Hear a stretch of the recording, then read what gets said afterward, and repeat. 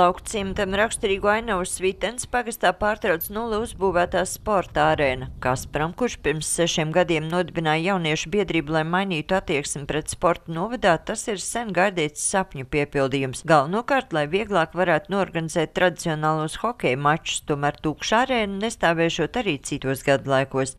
Man pašam pirmās domas, ka varētu floorbalu rīkot.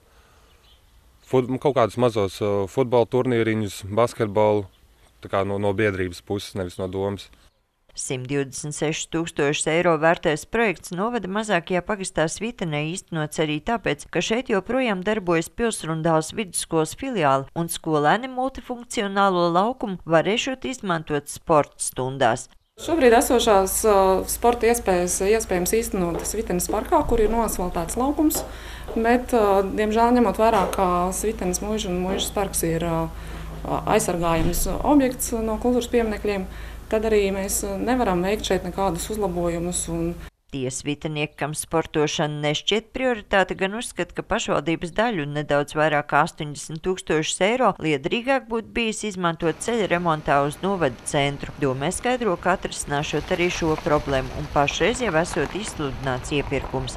Ir sagatavots ministru kabineta rīkojuma projekts 22. jūnijā šā gada par ceļa nodošanu Rundāles pašvaldībai.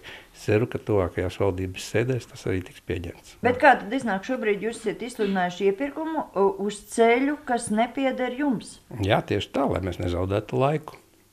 Ceļa pārbūvi un asfaltēšana plānots veikt no novadam paredzētās lauku attīstības programmas kvotas, bet sporta arēna, kurā pirmās aktivitātes plānots jau pēc nedēļas, uzbūvēta ar Lauksaimniecības fonda lauku attīstībai finansiālo atbalstu.